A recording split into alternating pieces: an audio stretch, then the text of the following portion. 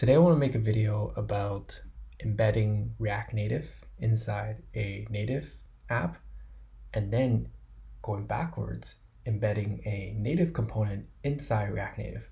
So if you combine these two things together, what you could have is a native app that runs React Native components, and inside this React Native component, you can then run native component inside of it.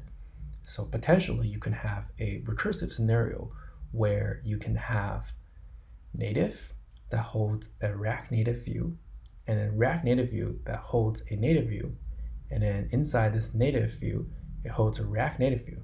So you can keep on going down where you have native holding React Native holding native. So I'm going to show the first level of how we're going to do that. So here is our sample app, and I made the background blue. One of the problems that I faced is it's not clear how we can have the RCT root view, which is the React Native view, only taking up part of the screen. So here you can see that the native view has a blue screen, and here we have a button. And as soon as we click on this button, it shows a React Native view, and this React Native view has the background red. So it's got a red background. And these key values are the properties that's passed in from native into React Native.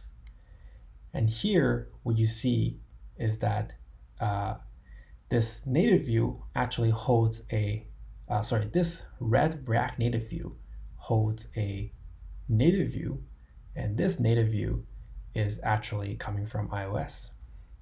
So you can potentially imagine that this native view can then itself hold another React Native view, and then that React Native view can then hold a native view again. So now let's look at the code of like how this actually works. So this is actually put together using two tutorials, and I'll show you that tutorials in a bit. So what actually happens is inside the view controller, what we do is I set the background color to blue color, and then have a button, and I said in the button, when I start a React view, I initialize the string where the JS code lives. So React lived on a virtual machine, and that route is always 8081 by default. And then here what we're doing is we're saying our root view is going to be instantiated from this RCT root view class. We allocate memory for this RCT root view class, and then we're going to initialize it with the bundle URL from our JS code location, which we specified earlier. And then this module is going to be called React Block 1, and the initial properties that we see on the screen is passed in like this. And then we have some launch options. So here what I'm trying to do is I'm actually trying to set the root view frame to 300 pixels by 300 pixels. And I set it to red color, which is why you see this red color. And then when this button is presented, when this button is pressed, it will present this RCT root view, which is where React lives. So now we can switch to our JS code. And here you can see that this JS module is called React Block 1, which is what we tried to call when we did init bundle URL right here, React Block 1. So this is our React Block 1.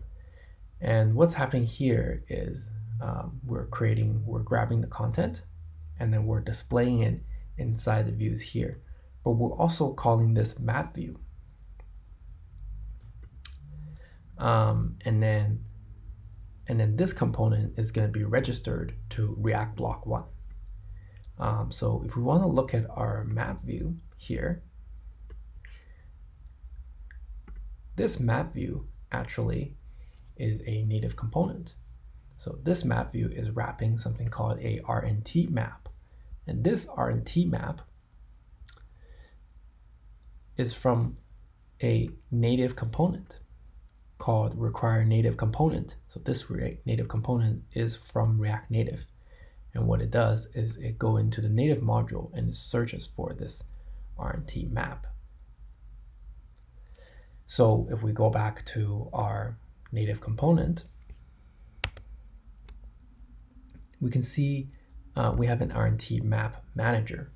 And what React does was it automatically transpiles React Native View Manager to RNT map. So if we look at the implementation for RNT map, it's very simple. We first do have a macro, which we say we're going to export this module to React. And then we can set some custom properties here, which allows JS to have the controls on what this map is. And then we return the view. So in this way, React Native will have access to this native view, and then native view will be able to have access to the React Native, and then they can sort of be embedded with each other. So now the question I have is,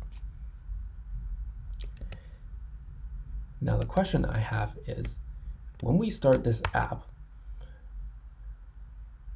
when we first start this app, let's run it again. The native view has a blue background. And here we specified the frame to be 300 pixels by 300 pixels, which means the React Native view should be at most 300 by 300. And we know that the React Native view will be red. So why is it that when I start the React view, the full screen turns red and none of the blue shows? So how do we figure that out?